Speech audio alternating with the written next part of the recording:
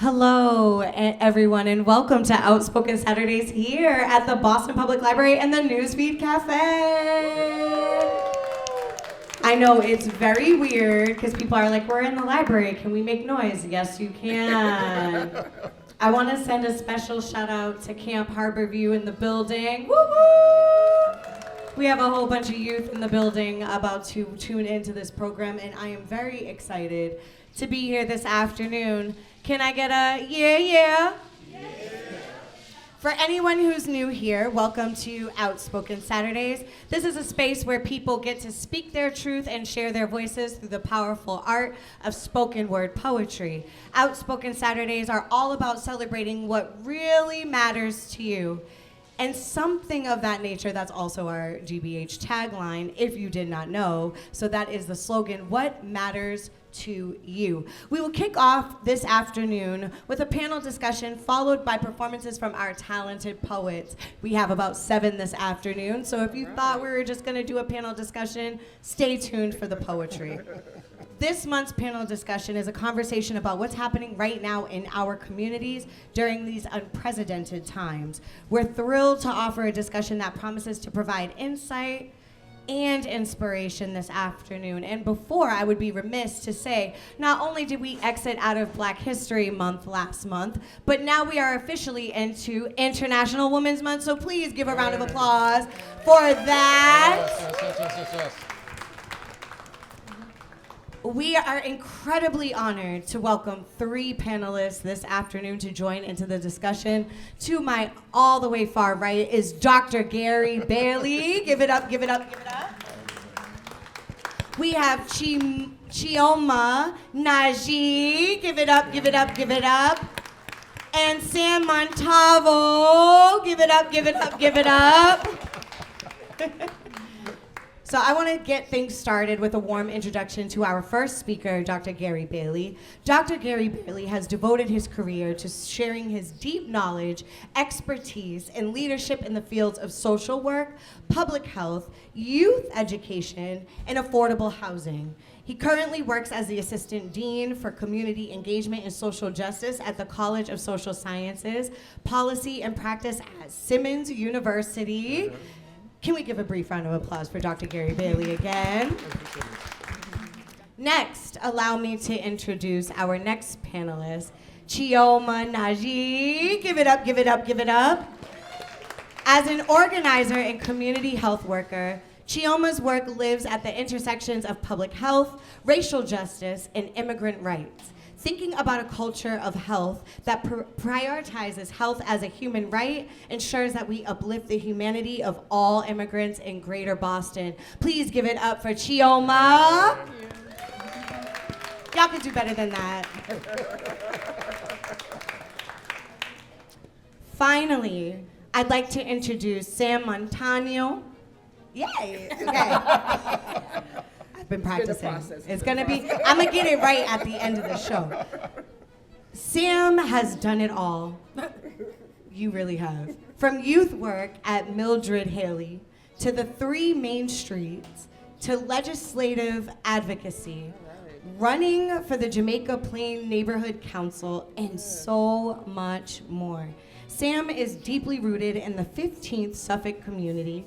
They are the executive director of the Transgender Emergency Fund. Now, Sam works in the Massachusetts House of Representatives. Can we give a round of applause for Sam?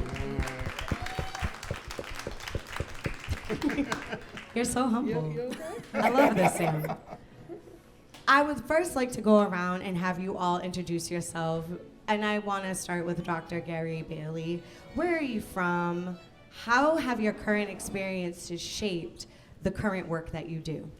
I was born and raised in Cleveland, Ohio. I'm a very proud Clevelander, and Cleveland shaped my existence because I grew up it was a segregated city, and growing up and watching my family and our neighbors organizing and electing the nation's second Black mayor, Carl Stokes. And so understanding that power comes from people organizing and getting out there in the streets. And so I grew up, my brother and I, watching my parents taking to the streets and really making the kind of change that they had wanted when they were part of the Great Escape. Some people call it the Great Migration, from escaping apartheid in Alabama and Georgia. And so I know about the work to freedom.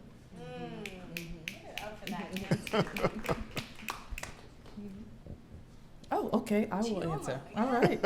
So, again, Chioma and Nnaji. I was actually born and raised in the South, Florida. And my family, actually, my mother is from Shreveport, Louisiana. And my father is from West Africa, Nigeria. Wow. And so I grew up in a household that was really about the Black diaspora. And one of the things that I learned and I appreciated while I was growing up is understanding that when we talk about Blackness, it could be so diverse in what it looks like, although there are similarities, right? And so we need to learn how to celebrate and appreciate the differences as well as the similarities.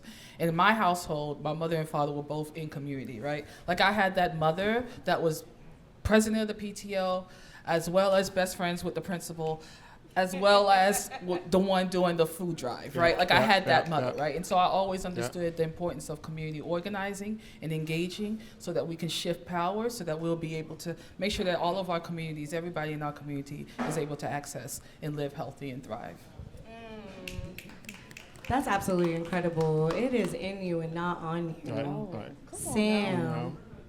So hey everyone, Sam Montaño. I'm originally from Los Angeles, California. I've been in Boston for 13 years. How did I get here? So a lot of the work that I do and a lot of the things that I care about and the places I put my time are reflections of how I grew up. So I grew up with a father who served in the Marines, struggled with PTSD, struggled with substance use. He was no longer able to be in our family, and so then my mom became the sole provider, worked 3 jobs, and that meant that I had to step up to help with my younger sister. And so there was a lot of independence instilled at an early age, and a lot of housing insecurity and insecurity with trying to put food on the table and take care of that. And I was the person showing up to the PTA meetings because I'd had all those teachers and they remembered me, and I was like, hi, I'm here for my sister.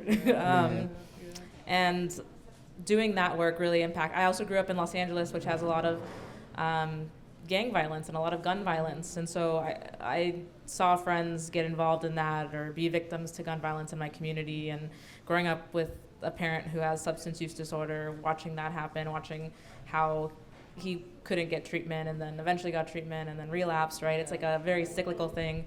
And then also, being in a 1-bedroom apartment with my mom and my sister, illegally, worried that someone's going to find out and kick us out, and we're always on the verge of homelessness. And so all of that kind of shaped.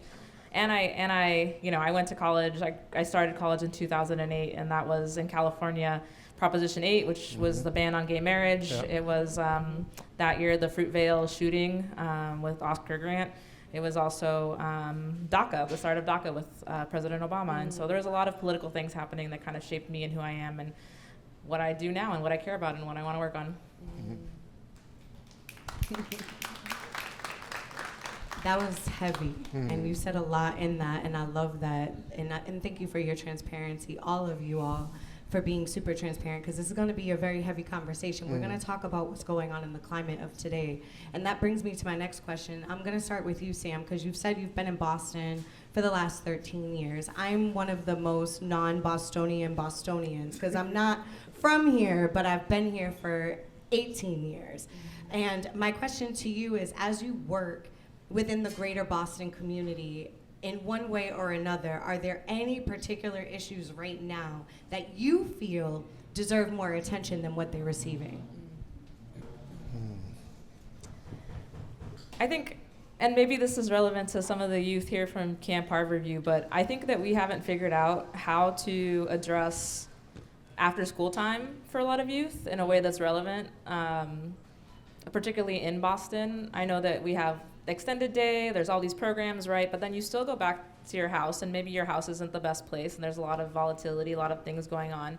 And so we haven't figured out how to help families thrive, I think, at home in a really sustainable way. And I see this a lot in the public housing, Mildred Haley Public Housing Development.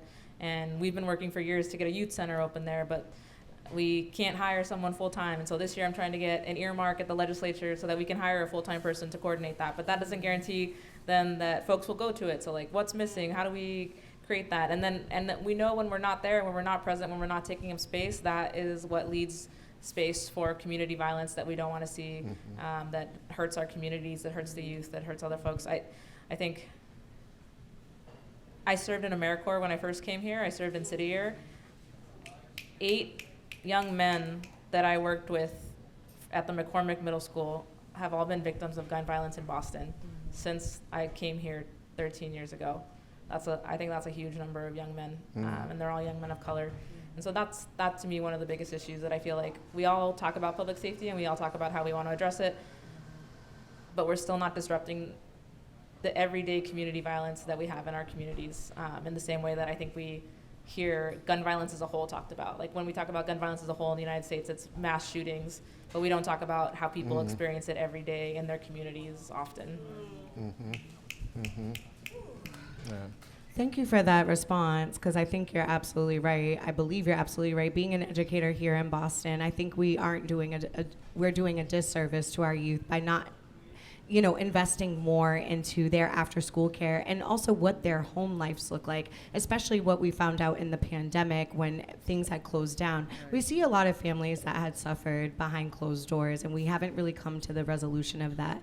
But I think opening up a community center, like you said, in the Mildred housing is a step in the right direction. I'm going to come back to you later on in the program to ask how we, the community, can help you assist that, because going through the legislation process, we need people to show up to pass those bills. So I'll come back to you. Chioma, same question. I would say that we haven't figured out how to keep our immigrant communities safe and protected. Now, Massachusetts, given in comparison to other states, we are doing some of the best work around that, right? So we've passed the Safe Communities Act. We have some strong immigrant advocacy groups. There's an upcoming Immigrant Advocacy Day happening at the State House later on in March. And so there is work being done, but we haven't figured it out. We haven't figured out what does it mean to make sure that our immigrant communities feel safe in going to see their doctor. They feel safe in and their children going to school. And these are mixed families, right? And so I'm not just talking about undocumented individuals. I'm talking about immigrants across the spectrum of immigration status. Like we don't know what does it mean to keep folks safe, and safe in a way that they're still able to take advantage of what is out there in order for them and their families to thrive, right? And we know that safety has come more into question given, like you said, the unprecedented times that we're in right now. And so we also know that it's not enough to have policy. It's not enough to have policy. The Safe Communities Act is a policy, right? It's not enough to have policy. It hasn't been passed yet. Thank you. It hasn't been passed yet, but and it's been happening for years. 10, yeah. So we know that that it's not enough to have policy, because even though you have policy, there's the practice of how that policy plays out, right? And there tends to be a big gap in what that looks like, especially if you're trying to work through systems and bring communities and systems together in a way in which they can work together to achieve the bigger goal of that safety and protection. I'm not asking everybody to snap and clap after every response, but when you hear something that connects, please show some love and some light to these folks, because they're dropping gems, but also educating you throughout the process if you did not know. So I just wanted to say thank you for saying that, and thank you, Sam, for the correction of understanding that it has not been passed yet, because 10 years is a long time. Right. Yeah. Right. Dr. Gary Bailey. Yeah, I think as I'm sitting here listening to this, and as a clinically trained social worker, it's the intersectional, intergenerational trauma that binds all of this together. Trauma in this city is the mortar that holds our bricks in place. And it keeps playing itself out continuously in the ways in which violence manifests, so that trauma bumping up against trauma equals violence, right?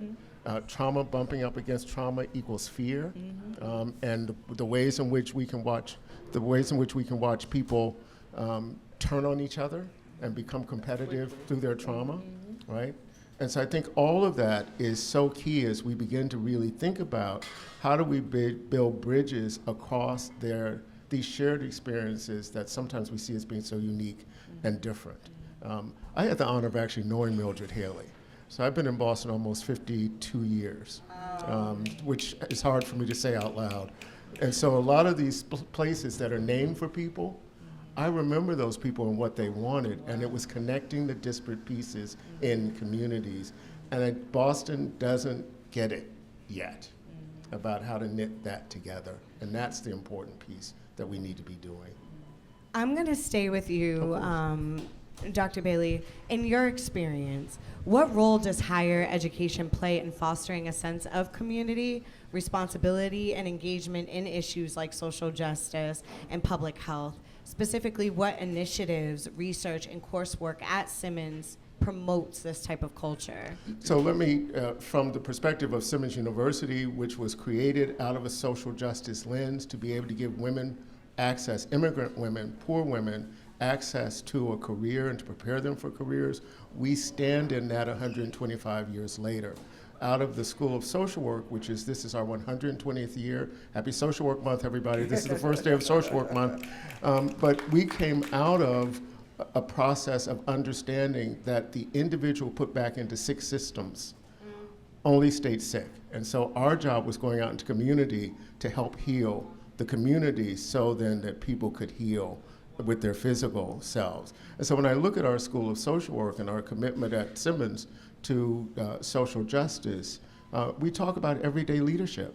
There is every day the opportunity for someone to step into leadership with a small L or with a big L.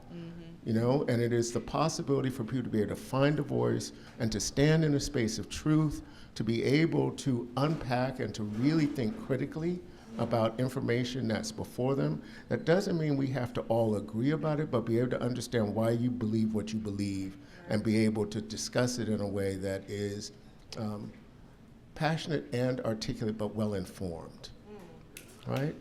And that's what we are looking to be able to take our undergraduate. We are a proud women-centered institution at the undergraduate level and co-ed at our graduate level, and we're preparing the leaders for the future. So when I'm talking to my students now, I'm asking them what the next progressive era is going to be.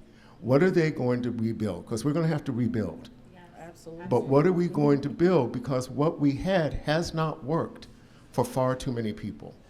And so these systems that we're saying we want to hold on to, this is the time to ask ourselves, who are they working for and who are they not working for? That, to me, is the critical question. Ooh. I think it's the obvious question, It is, too. yeah. Right? Like, it's something that we've been saying for years and years and years and years. And I always say, like, we have enough data in a lot of ways in what is not working and for who, right? And those are the populations that we are seeing that are the most marginalized. Right. And we can say most marginalized by race, sexual orientation, gender, all these sort of identity markers, but we know what's going on. And so for me, it's about where are we willing to intervene at a way in which people's lives can change, right? Because I want a world where health is the default. Right. That's what I want. Right. And when I say health, I mean mental health, physical health, spiritual health, emotional health, all the health. Financial health, right? Because that's important, right? Financial health, like all the health, right? And so how are we able to create a world where health is the default? So it doesn't matter my immigration status. It doesn't matter the color of my skin, but I'm able to access services. And when I'm accessing services, I'm being treated the way that I need to be treated based on my basic human rights. Right. And that I'm not entering to this sick system Right. that is benefiting on the fact of me being sick, right? Right. How do we create a system that benefits on the fact of people being what? Healthy, what? Oh my God. Right. Doesn't that sound like amazing? Right. Chioma just jumped in and answered my second question. So I love that you did that. No, I love that. Because he was saying some stuff. But everything that you're saying intertwines with exactly what Dr. Gary Bailey was saying, and I think you're absolutely right. And that was my follow-up question to you, but I feel like you answered it as far as how do we address immigration needs. And it's for all people, right? So we don't want to just gear this to a certain subgroup of people. Right. We want to kind of make sure that this kind of goes around everybody, right? Regardless of, like you said, sexual orientation, gender, race, all of the things. That leads me to you, Sam. Can you speak a little bit more about, the Transgender Emergency Fund? What exactly does that fund do, and is there any way that we can help push that initiative forward?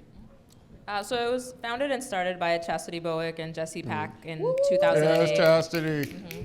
And it's come a long way since then. When they were just giving out funds and money to trans folks, non-binary folks, gender non-conforming folks in need, and fundraising privately and trying to do that as much as possible.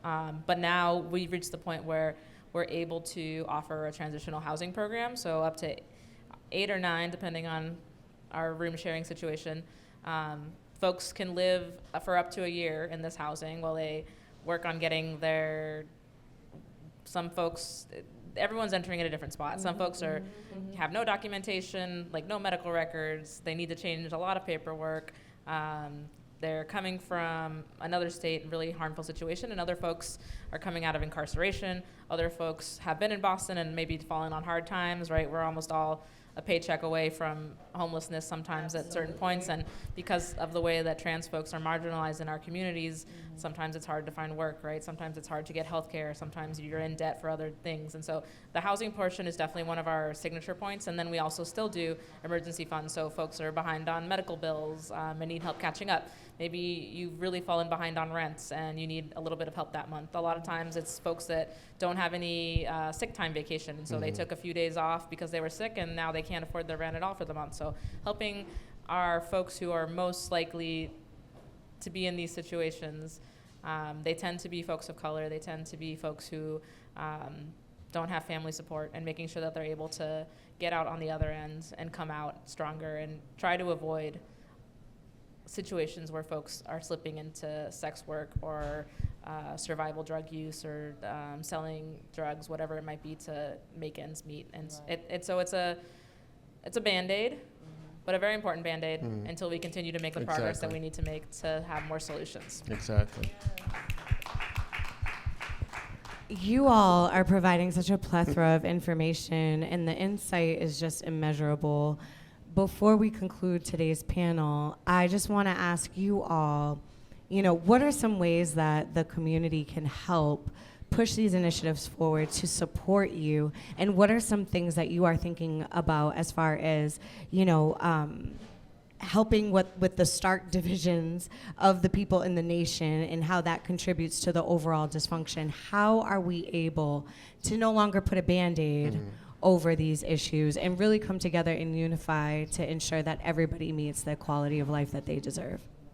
It's a mouthful. So I have 2 jobs. One is the executive director of Trans Emergency Fund, and the other is an elected state representative for my community in Jamaica Plain. So I represent 44,000 people in JP down the Orange Line. It's what I hear about a lot is how people don't want something to happen. Organizing around fear, organizing around hatred. But if there's something that you love, something you care about, something you want to see more of, let us know. Because a lot of times folks are like, they assume that we know that they care about something, or they assume that we know that they're in favor of it. We need to know more of those things. We need to reach out and have that be in more. We need to do organizing on the ground level, and we need to be more forthright with these movements towards love, with these movements towards making space, with these movements towards giving up a little bit of your personal freedom to make space for someone else to have that same access, right? And so stay organizing, stay communicating with us if you're in favor of something. We want to hear about it. We want to know what you care about. And talk to people who don't stay in your silos. Talk to people you wouldn't normally talk to. Have those conversations. And maybe you don't agree, but still keep talking to them, because I firmly am optimistic, and I believe if we don't keep talking to those folks, then we're not going to go anywhere. We're not going to have any progress. So keep having those conversations and keep trying to change the narrative with other folks as much as possible. I'm like, if y'all ain't clapping, y'all ain't getting Y'all it. ain't listening. Y'all ain't listening. How are we able to tell you or anybody else, because you're saying, give us the information, because some people we don't always know what is a concern. So how can we address those concerns? Where do we go exactly? Honestly, democracy is a lot of work, right? We picked a really work-heavy kind of government to be in. And so it requires you to do a little bit of work too, right? I should be making it more accessible for you, as more accessible as possible with a newsletter, being in the streets, going to community meetings and whatnot. But I also need folks to put in a little bit of work too. Yes. And so you can see me on the street and tell me, you can send me an email, you can give me a call, you can DM me on social media. I'm going to see it all. So just keep doing that and keep trying to reach out as much as possible. Thank you, Sam. Chioma, and then I'm going to pass it to Dr. Gary Bailey before we leave for this afternoon for the panel.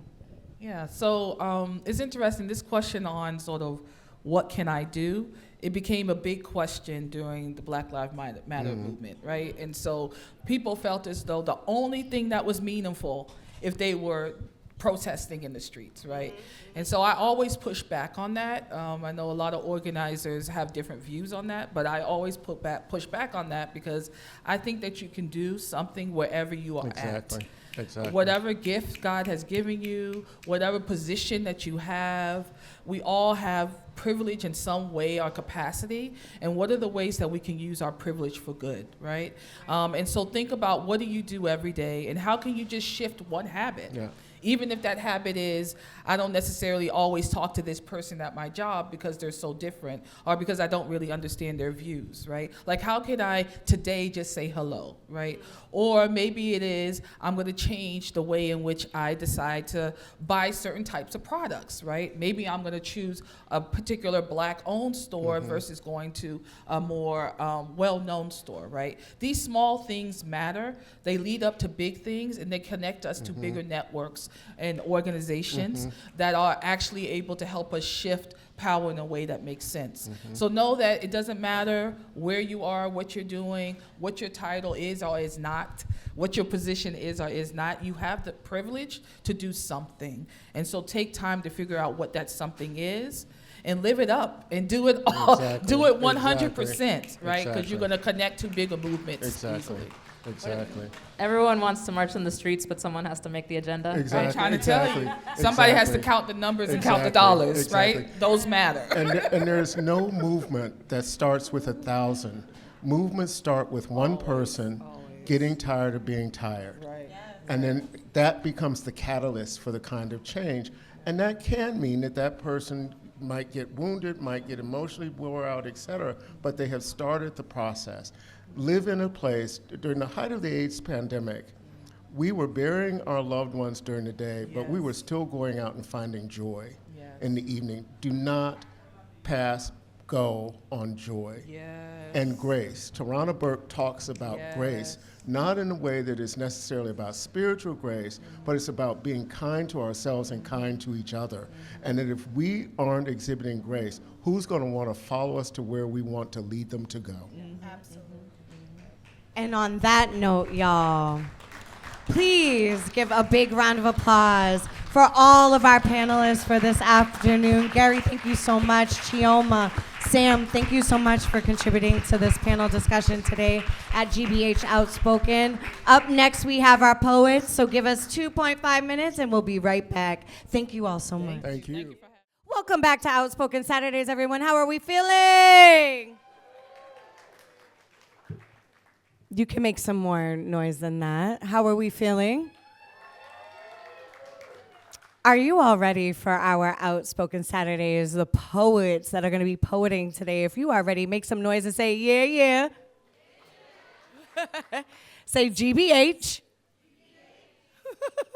I just like making people say stuff from the crowd. It's absolutely amazing. First and foremost, I would like to please give a round of applause for our first poet going up for this month's Outspoken Saturday. Hi, friends. My name is Laura DiCaronimo. I'm a poet. I'm an organizer. I'm an optician. I'm thankful to be alive at a time where Amanda Shea is alive and putting these things together. I have 2 pieces. Trigger warning, huge bummers. If the loss of a parent is something that's going to affect you, not offended if you bounce. The first one is called After the Party. My mom is picking me up. Her car putters down the road. I'm embarrassed by the throatiness of whatever is wrong with it this time. She comes to a stop in front of your house, and before I can beat you to it, you race out the door in front of me to her passenger side. Your smile is so wide and guileless. It matches hers. I watch the two of you talk, heads bobbing with excitement about some future plan. I savor this moment. My two favorite people sharing space, arrangements being made for next time. Next time. I love when we are all as aflutter as I always am. These butterflies in my chest will not be pinned by some scientist to be studied for generations. They will alight on flowers and make us look at each other and say, God, I am so glad we saw this together. Thank you.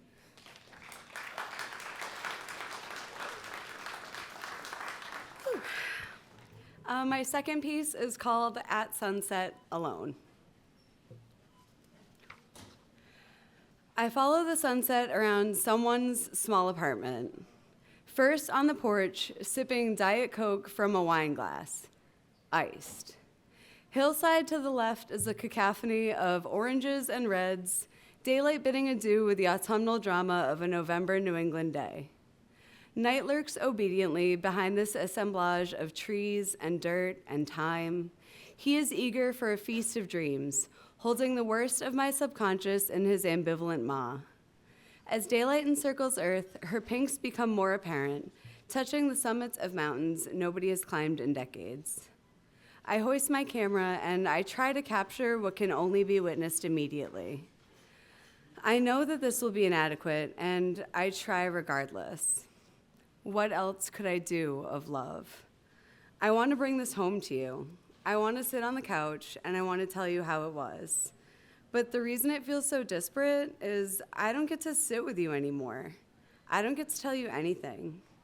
You are there in the naked branches supporting occasional riotous leaves. You are there in the clouds, changing color slightly, first a soft periwinkle, then a blush pink, then the same faded steel as your counterparts. You are there, but there is somewhere that I am not. The glow is fading tonight, and it will again tomorrow. Your glow taunts me with its ubiquity and with its distance. I aim for gratitude at another day well lived, but I just miss. Thank you. My name is Sophie, and I am a poet. I am a student at Emmanuel College in Boston and an advocate for mental health. Today, I will be reading 2 poems from my book, Apricity, which stands for the warmth of the sun during the winter. I was inspired to write this book due to my own mental health struggles, and these poems are written out of sadness and hopefulness to advocate for others who are also struggling and looking for light in the dark days. It is okay for individuals to feel deeply and to struggle, and to know that there's love waiting for them at the end of the dark tunnel. The first poem that I will be reading is called I Am. I am tranquility in the calm sea, gentle enough, dense enough to push it deep. I am fire, in trees standing profound in the gloomy forest, strong enough, rough enough to offer death, tough enough to hide it deep, to burn it away until I no longer weep. I am enough.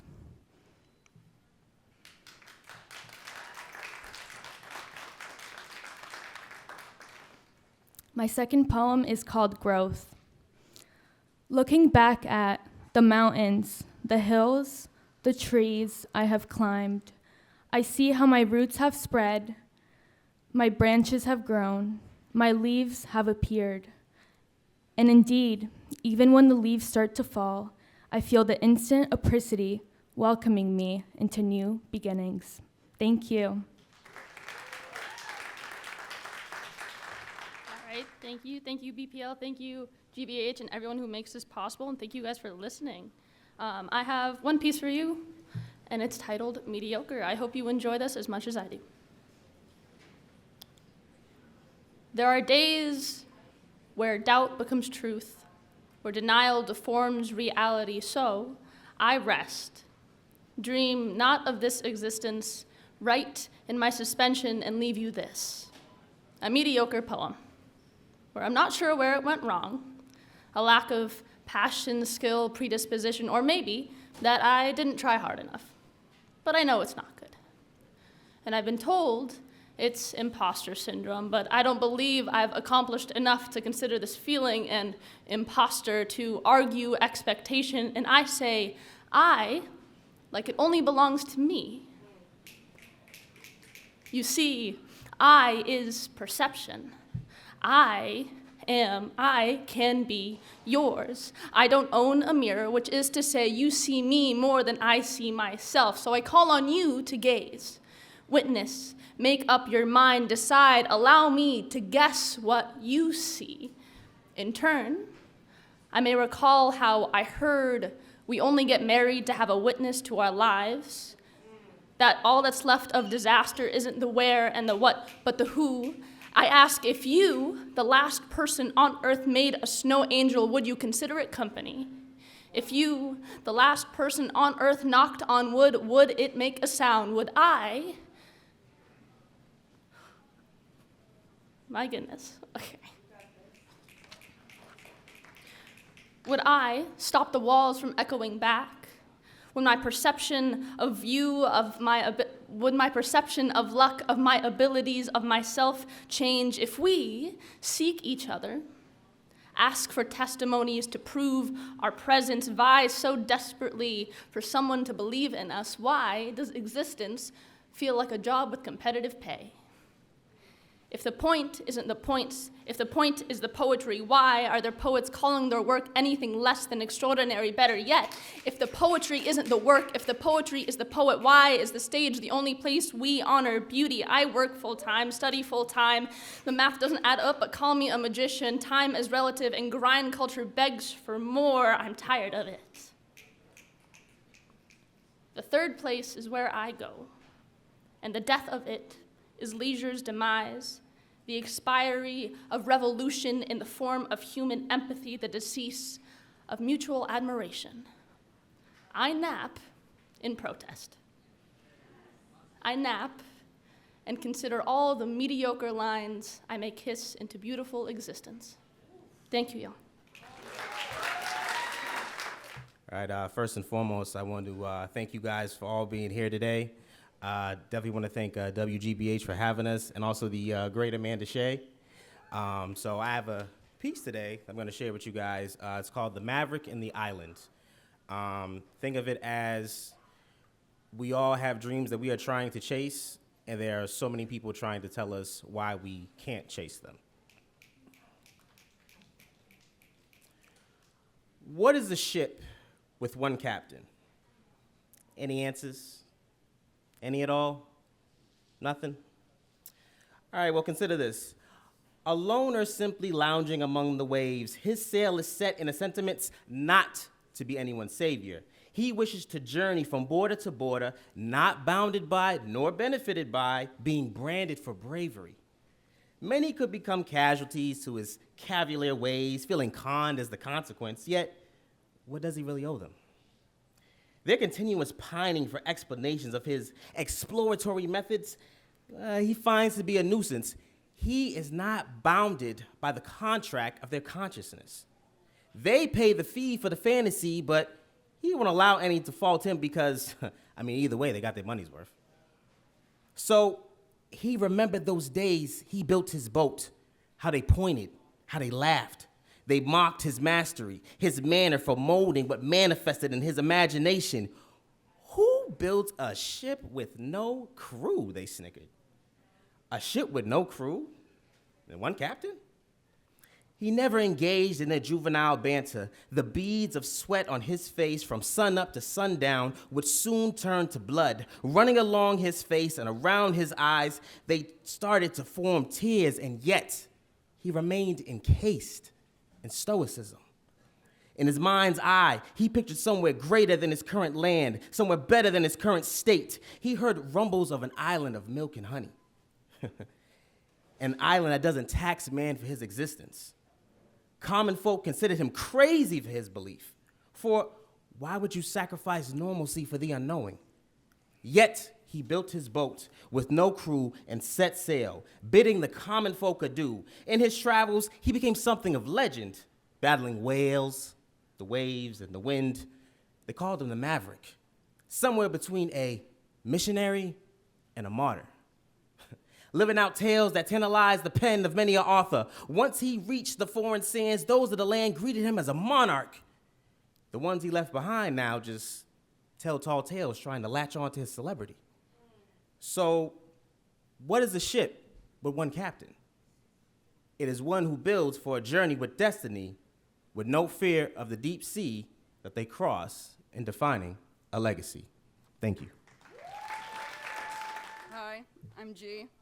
I am a student at LaSalle University in Newton, Massachusetts.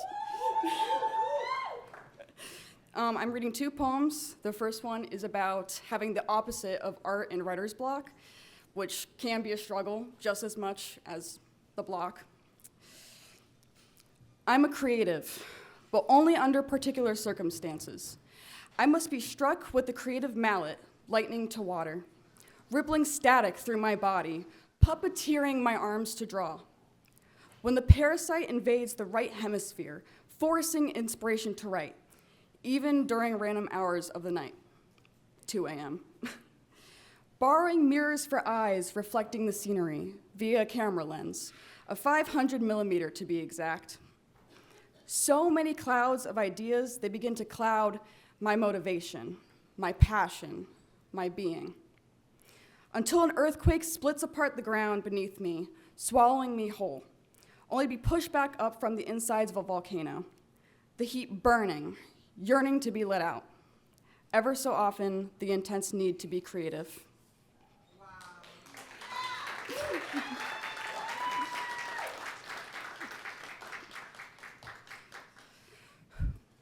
This next poem is about being in a relationship. In a good way, obviously. Obviously. I could never pick you apart. That's like preferring apples more than its tree. I want to know your whole backstory. I don't want to read the back of the book depicting who you are based on a bio, but to speak to you like there's no tomorrow.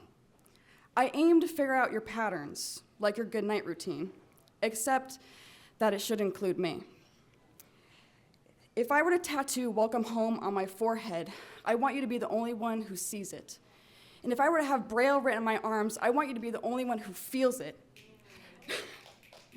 Now, once I know you in your entirety, I want to become one with you, growing together, the stems of flowers tangling around one another, the inability to separate, deeply magnetized. Now, I'm not saying we're meant to be. All I'm saying is we're meant to see it through, in hopes to be with you.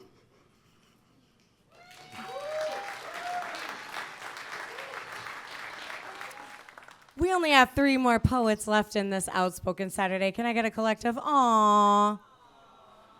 It's okay, because we'll be back next month for National Poetry Month. April is National Poetry Month, and we always do it real big. So make sure, if you also are interested in joining the program, and you say, I think I could do that, you will want to sign up right here with my guy, Juan Jose. All we need is your name, your phone number, and your email, and we can get you on the show. That's cool? Say cool. Okay, some people are like a little nervous. I get it. But if you have a friend that you think is so talented and would love to be on or see them on this program, also fill out their name and their information so when they get an email from me, they're going to be like, how did you know? How did you know? Okay. With that being said, are we ready for our next Outspoken poet? Say yeah, yeah. Say yeah, yeah. Thank you, Amanda. Thank you. Before I start, just want to thank everyone for being here, GBH, Amanda Shea, just for putting this all together. None of this is possible without the community, so I thank you and I applaud you. So A lot of the poetry that I recite, a lot of the poetry I put together is all stemmed from my personal experiences with love, relationships, and intimacy. So that's going to be the common theme. Now, if anything strikes a chord with any of you guys, anything connects with you, I feed off of energy. So if anything hits, I need a snap, I need a high, I need a scream, I need a energy. Can you guys feed me so I can feed you? Does that make sense? Can I hear that? Can I hear that? Thank you. That being said, my first piece is called Run. My love for you runs deep, like touching the floor of the sea with the bottom of your 2 feet. My love runs for you. It runs. Like it got somewhere to be. Like they gave me the wrong address. Now I'm rushing to beat the estimated time to arrive to your heart where I'm destined to be. My love runs for you. It runs. Like how you forget to turn the faucet off when you leave. Got me pouring so much into you, my heart went and got too big for my sleeve. So there's no hiding this love. I'm gonna be loud with this love. I'm gonna stand proud on this love. So no matter how far you go, whenever you feel alone or wanna come back home, just listen to your soul and find your way back to this love. Run. Thank you.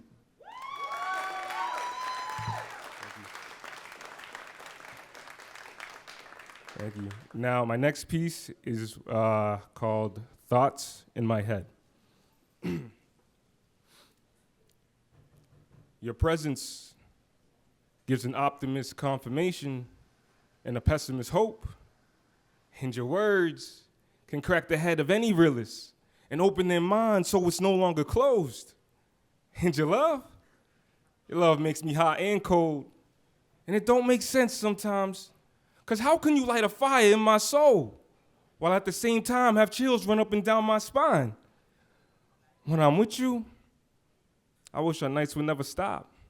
I take the batteries out of every clock and pour ice onto every watch if it meant I can freeze time or put the world on pause so nights would never stop or at least last a little longer. Does it make me wrong or selfish I take so long to let you off the phone? I don't want to say goodbye. I don't want to let you go. Because your hugs feel like home. And your touch keeps me warm. And your words sound like songs. And your voice makes me calm. And your lips turn me on. And if looks can kill, oh my God. If looks can kill, then I know I won't last long. But if you're the last one I see, then I won't care if I'm gone. Because I'll find you in the next life and read you this poem and say the things I should have said instead of keeping these thoughts in my head. So you never have to guess where we stand or what's your role. Because your presence gave me confirmation. It gave me hope. And your words opened my mind so it's no longer closed. And your love makes me want to pack up my bags and live in my thoughts so I can replay each moment, revisit old memories, because there's no place I'd rather be than in this constant loop of just you and me. Thoughts in my head. Thank you.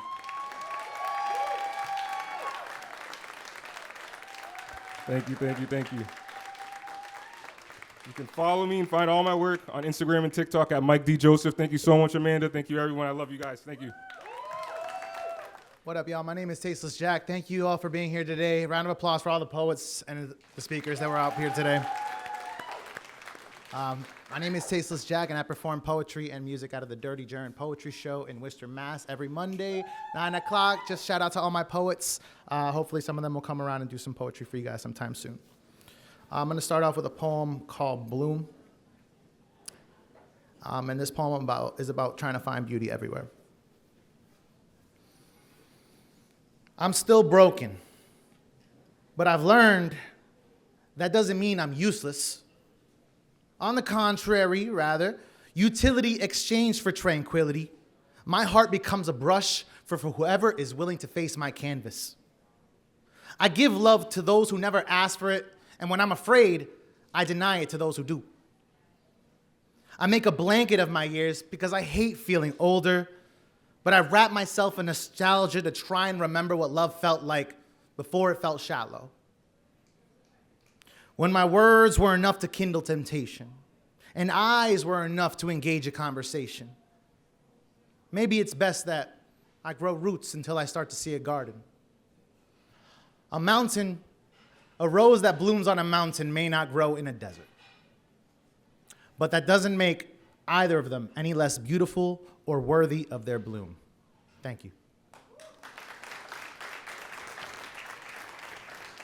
I'm gonna leave one last poem with y'all. This poem is called Love Like a Professional. Sometimes in life, we are lucky enough to be loved by professionals.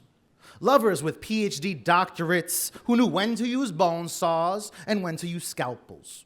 Stethoscopes always reading my pulse to know when I've been different.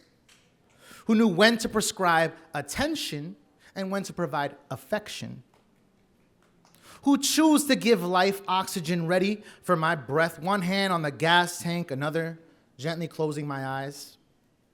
They could reattach my veins on days I couldn't explain what was wrong with me, patiently waiting for a diagnosis of pain, a remedy called you for the brain. Some lovers are at sea. They'll teach us how to catch a fish. Some lovers are just shooting stars, seen to only make a wish.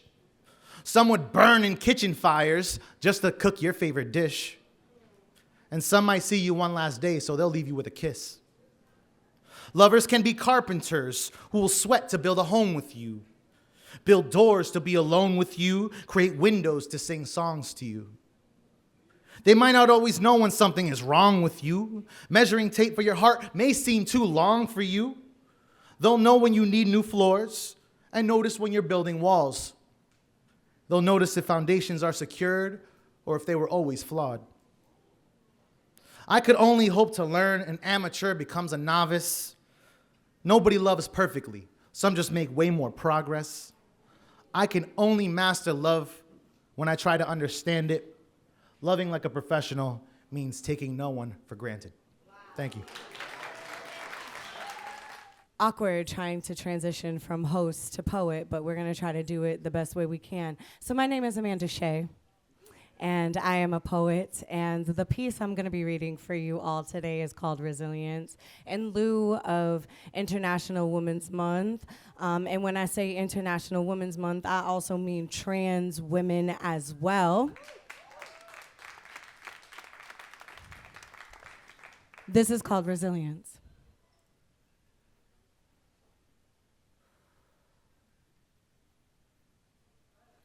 The saying goes, when the tough get going, the going get tough. Must not have met my mama.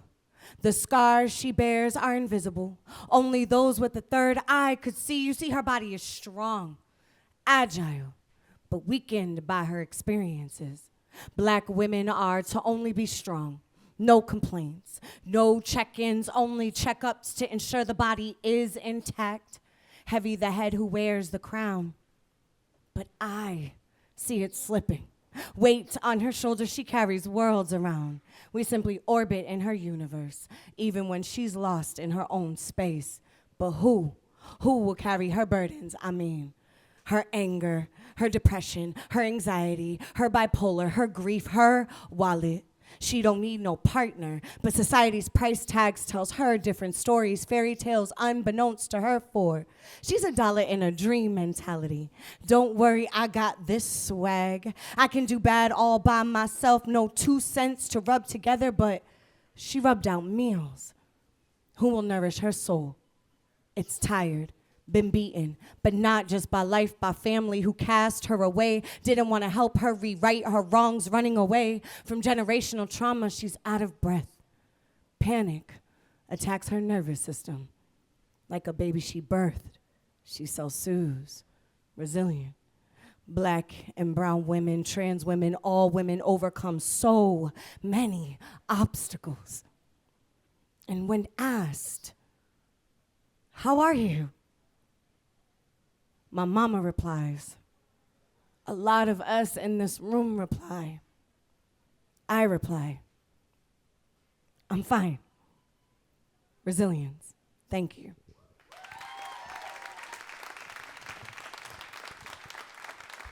Woo. Thank you all so much for attending the March Outspoken Saturday here at GBH in the BPL Library. Give yourselves a round of applause. I want to especially thank each and every one of you who have stayed throughout the entire program. And before I go, I would be remiss if I did not thank the Newsfeed Cafe, providing us all of the beverages and the food today to nourish our bodies, our minds, and our spirit. I also want to thank each and every single one of the poets. Thank you so much to Tasteless Jack, G, Mike D, Phifth Mania, Maria, Sophie, and Laura. Thank you so much. Loved your work. I also want to thank each and every one of our panelists, Sam, Chioma, and Dr. Gary Bailey for joining us this afternoon for that amazing conversation, our community forum. And I want to give a special thanks to David from MAC for facilitating all of the panelists and just helping me out completely. So thank you so much. I don't see you, but thank you so much. I also want to thank, last but certainly not least, our GBH family. Thank you to Bradley Lewis, who is behind in the tech. Bradley, can you come out here and just wave to the folks? Just give them a, yes, there goes Bradley. I also want to thank Olivia Quercio, who's not with us today, but always a beautiful help to the team. Give it up for Olivia. My rock, my foundation, Juan Jose Cadena Duenas. I'm always butchering his last name, but if it wasn't for you, I would not be standing on the stage, so thank you so much. Give it up for Juan Jose. Also, as well as Hannah Thomas. Give it up for Hannah Thomas. And last but certainly not least, my love, whose birthday is tomorrow. So can I get a big happy birthday? To Sandra, Lopez, Burke, our Pisces queen. Thank you so much for holding us down. Happy early birthday. And to all of the panelists and the poets who are still in the building, please come up on stage and join me for group pictures. Thank you guys so much. Our next Outspoken Saturday will be for National Poetry Month. Make some noise. And that will be happening on April 5th. Same bat time, same bat channel. That's 2 o'clock here at the Newsfeed Cafe. Thank you to everybody. I hope this started off your amazing day today and your weekend. But also, last but certainly not least, I want to thank Camp Harborview for being in the building. Kyle, thank you so much for bringing your students today. It's really important for them to see representation in the media. Thank you all so much, and we will see you next month, April 5th. Thank y'all.